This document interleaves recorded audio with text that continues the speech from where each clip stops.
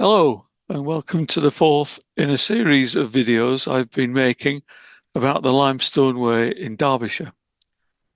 Soon after moving here, I felt an irresistible desire to walk the full 46 miles or 74 kilometres of this footpath.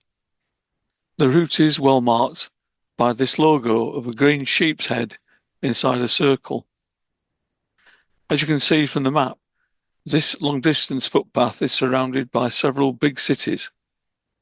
The Limestone Way starts at Castleton and runs mostly south through wonderful limestone scenery and small villages as far as Rocester. Obviously, you'll need the guidebook, which can be ordered from Derbyshire Dales District Council in Matlock. Don't forget to obtain the relevant map known as OL24. The route from Bonsall to Matlock is only a couple of miles, but does have some interesting features along the way. Matlock has a youth hostel, and the river at nearby Matlock Bath has a seaside atmosphere, although right at the centre of England. The Limestone Way is 46 miles, but if you walk the section to Matlock and back again, then you will have walked 50 miles by the end of it all. From the charming Market Cross, go east. The steep track passes between some houses. Note the shallow channel for heavy rainfall. This is quite a damp and shady place, ideal for purple foxglove. There's a spider's web clearly seen in the sunshine. Turning to the left, Upper Bonsall comes into view. Further on, and several small footpaths all converge at this gateway.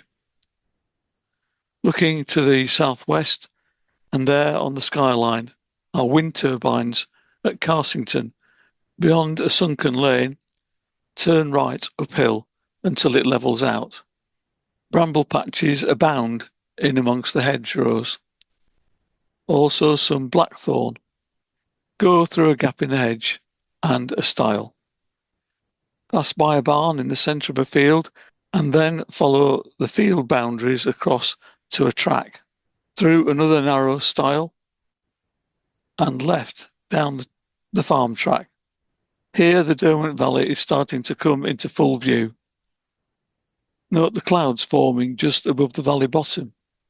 Just a few hundred yards away across the fields can be found Jug Holes and Mine, which, as the name implies, is a natural cavern that the miners have exploited in order to reach lead veins. It's safe enough to visit this rather impressive entrance, but caves and mines are inevitably dangerous, even when following the instructions in the guidebook and taking all the necessary precautions.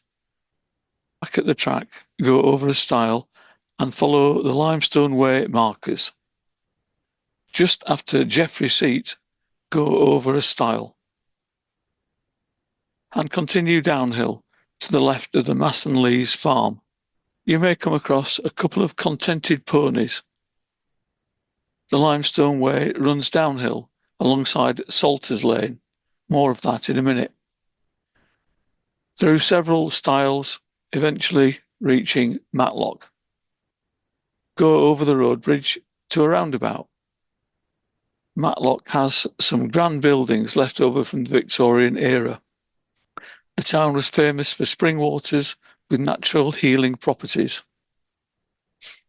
Hall Lees Park has won awards for flower displays, and this can be a relaxing place to visit on a summer's day.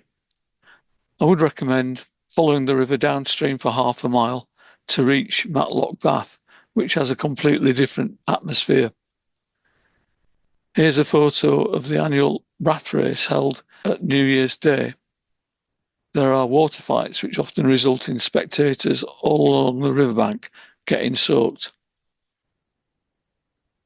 So now, after some refreshment, the route can be reversed to get back to Bonsall. Near the road bridge is a nicely maintained house. Follow the waymarked route from the bottom of Snitterton Road. Salter's Lane is a reminder of bygone centuries when pack horses made their way across the Peak District.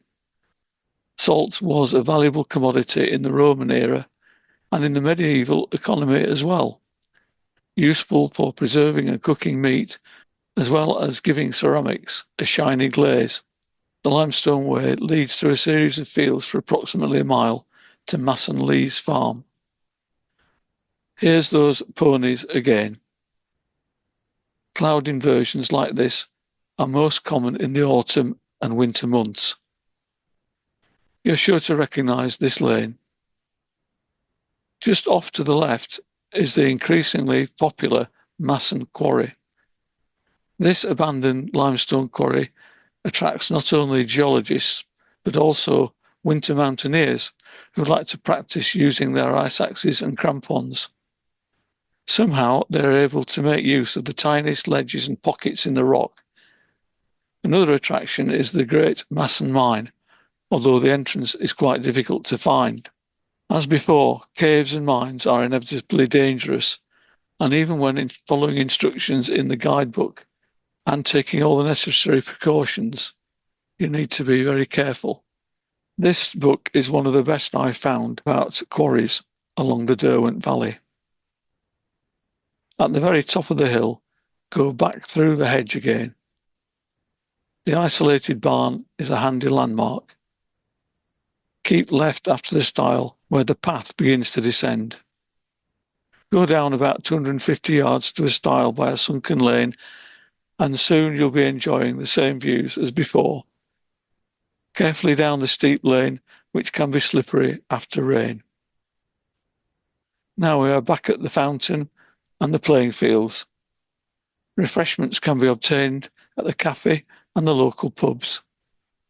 Although the trip to Matlock is only 2 miles in each direction, it is a scenic and interesting walk. The next section goes from Bonsall to Tissington and is described in the following video. Thanks again for watching so far.